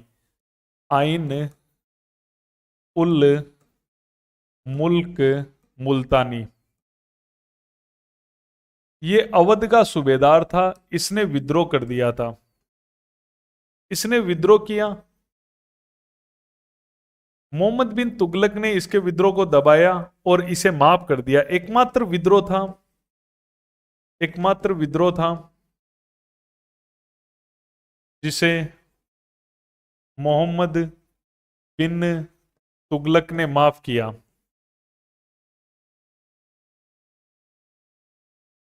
तो कई बार माफ भी करना पड़ता है जब आदमी काम का हो तो इसने माफ भी कर दिया। आइन उल मुल्क मुल्तानी को, जिसने अवध में विद्रोह किया था, वहां का सूबेदार था, उसको इसने माफ कर दिया। इसने एक पुस्तक भी लिखी है, इंसा ए महरू। आइन उल मुल्क मुल्तानी की पुस्तक है इंशा ए महरू, और ये किताब इसने फिरोज शाह तुगलक के समय लिखी थी, यानी कि मोहम्मद बिन तुगलक के बाद लिखी थी इसने। फिरोज शाह तुगलक के प्रशासन की जानकारी मिलती है, प्रशासन की जानकारी। तो मुल्तानी का जो विद्रोह अवध में हुआ था, मोहम्मद बिन तुगलक ने इसको माफ कर दिया था। फिर एक विद्रोह मुल्तान में हुआ, मुल्तान का विद्रोह। मुल्तान के अंदर जो विद्रोह हुआ था, मुल्तान का जो सूबेदार था जिसने मुल्तान के अंदर विद्रोह किया था, कोई खास इंपॉर्टेंट नहीं है, मुबारक किसलू खां। मुबारक किसलू खां, मुबारक किसलू खान ने विद्रोह किया था। मुबारक किसलू खां को आइबा नाम से भी जाना जाता है, आइबा। इसने विद्रोह किया। तो मुल्तान का विद्रोह ध्यान रख सकते हो। बंगाल, ये कोई एग्जाम की दृष्टि से मुल्तान और बंगाल और ये इंपॉर्टेंट नहीं है। बंगाल में जो विद्रोह किया था वो गया था गयासुद्दीन ने। किसने किया था? गयासुद्दीन ने। ये बंगाल का विद्रोह है जो गयासुद्दीन ने किया था। तो अवध में आइन उल मुल्क मुल्तानी ने कर दिया, उसको माफ कर दिया इसने। एक ही विद्रोह है जिसको माफ किया, उसकी खुद की इंसा महरू किताब है जो फिरोज शाह तुगलक के समय लिखी थी, उसके प्रशासन की जानकारी दे रही है। मुल्तान में मुबारक किसलू खां आइबा ने विद्रोह किया है, बंगाल में गयासुद्दीन ने विद्रोह किया है। ठीक है, अब देखो माबर, माबर यानी मदुरई, मदुरई ये एकदम नीचे तमिलनाडु के अंदर था। इतना बड़ा साम्राज्य था इसका, देखो तमिलनाडु तक मोहम्मद बिन तुगलक का, पूरे भारत लगभग आ गया था इसके दिन। तो तमिलनाडु तक इसका राज्य था, तभी तो ये राजधानी देवगिरी लेके गया ना, ताकि बीच से नियंत्रण कर सके, पूरे दक्षिण भारत को कंट्रोल कर सके। माबर या मदुरई के अंदर जो विद्रोह किया था वो किया था हसन शाह ने। हसन शाह ने क्या किया? अपने आप को सुल्तान घोषित कर दिया, और इस प्रकार से मदुरई के अंदर, मदुरई दिल्ली सल्तनत का पहला राज्य बना जो इससे अलग हो गया, दिल्ली सल्तनत से अलग होने वाला। दिल्ली अपने आप को सुल्तान घोषित कर दिया, दिल्ली सल्तनत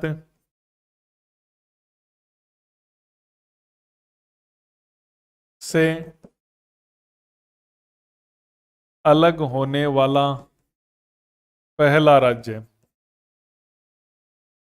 दिल्ली सल्तनत से अलग होने वाला पहला राज्य कौन सा था? माबर या मदुरई, तमिलनाडु के अंदर। अब देखो इसका राज्य सबसे बड़ा है, अब इसका राज्य टूटना शुरू हो रहा है, और सबसे पहले टूटकर अलग राज्य बन गया, और वो बन गया माबर या मदुरई। तो पहला राज्य था जो टूटकर अलग बना था। हरिहर व बुक्का, ये दो भाई थे, इन्होंने कर्नाटक के अंदर एक नई रियासत बना ली, एक नया साम्राज्य बना लिया, विजयनगर साम्राज्य। 1336 में विजयनगर साम्राज्य की स्थापना की।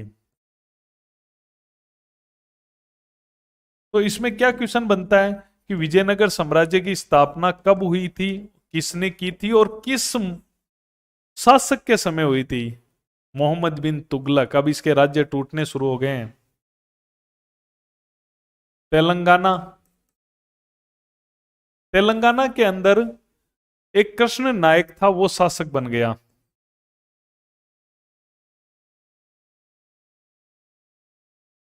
तो ये भी हाथ से गया मोहम्मद बिन तुगलक के। साउथ में ज्यादा ही विद्रोह हुए थे। ठीक है, देवगिरी ये सबसे इंपॉर्टेंट है। Devagiri, Devagiri very very very important, important important. ये वेरी इंपॉर्टेंट है क्योंकि देवगिरी इसने अपनी राजधानी भी बनाई थी, इसलिए देवगिरी इंपॉर्टेंट है। देवगिरी का विद्रोह इंपॉर्टेंट है। देवगिरी में क्या था? हसन गंगू ने विद्रोह कर दिया था। हसन गंगू, हसन गंगू का पूरा नाम है हसन अबुल मुजफ्फर। हसन अबुल मुजफ्फर, हसन गंगू। हसन गंगू सुल्तान घोषित कर दिया अपने आप को, सुल्तान घोषित कर दिया। और Alauddin Bahman Shah, very important fact है, अलाउद्दीन बहमन शाह के नाम से, बहमन शाह के नाम से शासक बना, से सुल्तान बना। तो इस प्रकार से हसन गंगू किस नाम से सुल्तान बन गया? अलाउद्दीन बहमन शाह के नाम से। और इसका यह साम्राज्य कहलाया बहमनी साम्राज्य। बहमनी साम्राज्य की स्थापना की। यह साउथ का सबसे खतरनाक साम्राज्य बना बाद में। तो सब कुछ खो दिया इसने, मोहम्मद बिन तुगलक ने साउथ में। लगातार साउथ खोता जा रहा है। सबसे पहले, सबसे लास्ट में दूर दूर इलाका था वो खोया, हरियर बुक्का कर्नाटक वाले इलाके को खो दिया, तेलंगाना खो दिया, इधर देवगिरी जो महाराष्ट्र का पूरा बेल्ट था। हसन गंगू, हसन अबुल मुजफ्फर ने अलाउद्दीन बहमन शाह के नाम से गद्दी पर बैठ गया और यह साम्राज्य बहमनी साम्राज्य कहलाया। नाम सुना हुआ होगा। तो बहमनी साम्राज्य की स्थापना 1347 में हुई है। किसके समय हुई है? मोहम्मद बिन तुगलक के समय। किसने की है? हसन गंगू ने। या हसन गंगू की जगह अलाउद्दीन बहमन शाह, इसने जो नाम अपनाया बहमनी साम्राज्य, देवगिरी में बनाया था ये साम्राज्य। तो ये अपने राज्यों को लगातार खोता जा रहा है। और देखो गुजरात, गुजरात के अंदर दास्तगी, गुजरात के अंदर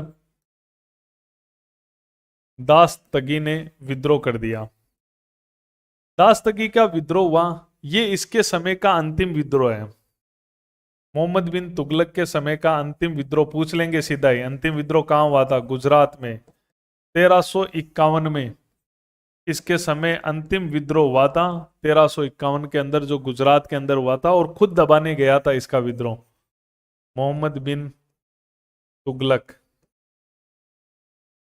दमन करने गया। और इसी दौरान मोहम्मद बिन तुगलक वहां ठहरा हुआ था सिंध में। मृत्यु हो गई इसकी ठट्टा में। ठट्टा है सिंध के अंदर। ध्यान रखना, मोहम्मद बिन तुगलक की मृत्यु कहां हो गई? ठट्टा सिंध में। किसका विद्रोह दबाने गया था? दास्तगी का। वो सिंध का इलाके के आसपास का इलाका ही था, गुजरात बेल्ट में भी आता था। इस प्रकार ये अंतिम विद्रोह था इसका। और पूछा भी जाता है मोहम्मद बिन तुगलक की मृत्यु कहाँ हुई थी? तो मोहम्मद बिन तुगलक की मृत्यु ठट्टा के अंदर हुई थी। ठट्टा कहाँ पड़ता है? सिंध के अंदर पड़ता है। उसके अलावा देखें अपन तो एक अकबर के समय एक दरबारी हुआ करता था बदायूनी। बदायूनी ने इसके बारे में कहा है, इसके बारे में कहा है कि राजा को प्रजा से मुक्ति मिली और प्रजा को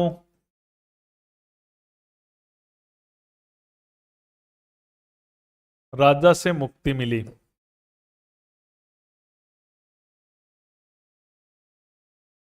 राजा को प्रजा से मुक्ति मिली और प्रजा को राजा से मुक्ति मिली। यानी उसने टोंट मारा है। ये हुआ ये अकबर के समय बदायूं ने, क्योंकि इसकी आपने नीतियां देखी थी। इसकी नीतियां क्या थी? इसकी नीतियां थी कि भाई, इसकी नीतियां थी, 5 तो योजनाएं आपने देख ली, वो फेल हो गई। जनता परेशान, ये जनता से परेशान। ठीक है, खुद की बातों से भी तो पता चलता है। ये तो बदायूं ने कहा, खुद भी कह दिया था उसने। देखो मोहम्मद बिन तुगलक क्या कहता था। तुगलक ने कहा है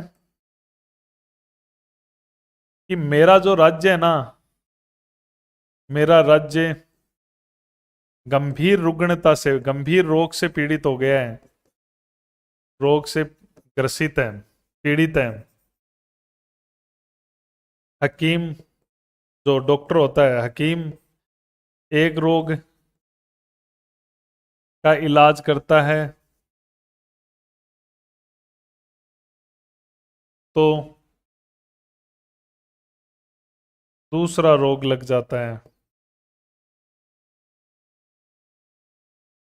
ये खुद ही परेशान था। देखो ना, इसकी बात से पता, तभी बदायूं ने टोंट मारा इस पे। इसने कहा कि मेरा राज्य है ना, वो गंभीर रोग से पीड़ित है।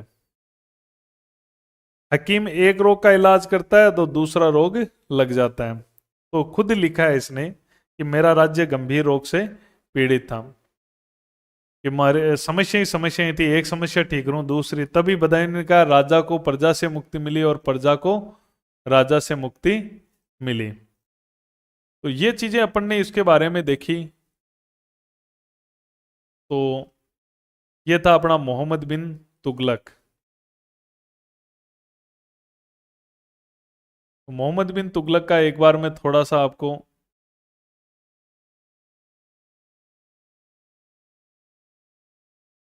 मोहम्मद बिन तुगलक के बारे में हमने क्या देखा कि इसका वास्तविक नाम जूना खां, और इसे उल्लू खां भी कहते थे। उपाधियां, इसे दुनिया का खान, अब्दुल मुजाहिद, जिले इलाही जो इसके सिक्कों पे भी था, अल सुल्तान कहते हैं। इसे धनवानों का राजकुमार कहा गया, प्रिंस ऑफ मोनेरियस किसने कहा था? एडवर्ड थॉमस ने। इसे मुद्रा शास्त्री कहा गया क्योंकि सांकेतिक मुद्रा चलाई थी। पागलपन का अंश कहा गया एल्फिंस्टन द्वारा। रक्त पिपासु कहा गया, अरस्तु भी कहा गया, क्योंकि यह जो जानकारी रखता था, वो रखता था किनके बारे में? वो जानकारी रखता था अरस्तु, इसीलिए कहा गया क्योंकि ये जानकारी रखता था खगोल के बारे में, विज्ञान के बारे में इसकी रुचि हुआ करती थी। ठीक है, मोहम्मद बिन तुगलक का राज तिलक कहाँ हुआ था? तो लाल महल में हुआ था। 5 योजनाएं इसने चलाई थी। ठीक है, उनकी एक ट्रिक भी लिख लो। ट्रिक यहां देखो, क्रम से 5 योजनाओं का क्रम पूछ लिया जाता है, इसलिए उनकी ट्रिक लिख लो कि देव सा खुराक दो।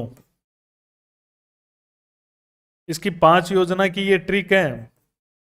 देखो राजस्थानी में क्या है, शराब को खुराक बोला जाता है। खुराक ऐसे बोलते हैं कि खुराक, तो देवसा खुराक दो। तो एक देवसा आदमी है, उसको कह रहा है कि देवसा खुराक दो। तो इससे अपने 5 जो योजना इसने चलाई थी उनका ट्रिक हो गई देवसा। देवगिरी को राजधानी, देवगिरी जो राजधानी बनी है, देवसा। तो देवगिरी का तो देव हो गया। सांकेतिक मुद्रा चलाई इसने, सांकेतिक मुद्रा जो चलाई। ठीक है, और जो तांबे के सिक्के चला दिए, चांदी के टंका बराबर। खुरासान अभियान याद आ गया। 3.5 लाख सैनिक बनाए, अग्रिम पेमेंट दिया, लेकिन वो योजना शुरू ही नहीं की इसने। कराचिल अभियान, इसने 1 लाख सैनिक खुसरो मलिक को लेकर कराचिल भेजा था। फिर वो कराचिल जीतने के बाद तिब्बत चला गया, समुद्री तूफान में फंस गया। दोआब में कर वर्दी, दोआब में करों की वर्दी की, और हुआ क्या, दोआब में अकाल पड़ गया। तब इसने क्या किया, दोआब में छूटें दी। दोआब में क्या क्या किया इसने? दोआब में इसने खुद वहां रहा, स्वर्ण द्वारी में 2.5 साल वहां बिताए। अकाल संहिता तैयार करवाई, कृषि विभाग खोला। ठीक है, व्यवस्थाएं उनके लिए की, उनको तकावी ऋण दिया, सौंदर्य। तो ये 5 योजनाएं, ये क्रम पूछे ना काल क्रम के अनुसार ही। ट्रिकें हर जगह नहीं बनानी होती है, ये तो काल क्रम के लिए। देव सा खुराक दो, देवगिरी सा सांकेतिक मुद्रा, खुराक खुरासान, कराचिल दो दोआब में करवट दी।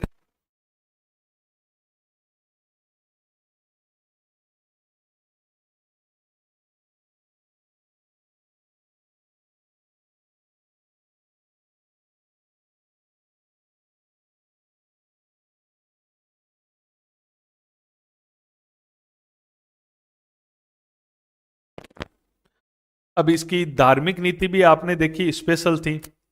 मिस्र के खलीफा से अनुमति लेकर गद्दी पर बैठा, और मिस्र के खलीफा के वंशज गयासुद्दीन महमूद को दिल्ली बुलाकर उसका स्वागत वगैरह भी किया, उसको पैसे भी दिए। उलेमा वर्ग और शरीयत के अनुसार नहीं चलता था, हिंदुओं के त्योहारों में भाग लेता था और जैनियों के मंदिरों में भी जाता था। एक रतन नाम के हिंदू को राजस्व अधिकारी भी बनाया था। जैन पर्व सूरी से लंबी चर्चाएं करता था जैन विद्वान से। राजशेखर का सम्मानित भी किया था। तो इसकी नीति हिंदुओं के प्रति अच्छी थी, क्योंकि ये उलेमा वर्ग और उन शरीयत को और उसके अनुसार शासन नहीं चलाता था। राजस्व की बात करें तो भू राजस्व इसने वापस 1/2 कर दिया। तो 1/2 दो जनों ने वसूला, अलाउद्दीन ने, एक इसने। हस्म ए बहिलास्त, इसने वो रजिस्टर, बही वाला रजिस्टर बनाया था। इजारेदारी प्रथा, मुक्ता प्रथा, जो राजस्व वसूली ठेके पर इसने दी थी। वली उल खराज नामक एक पोस्ट भी बनाई थी इसने।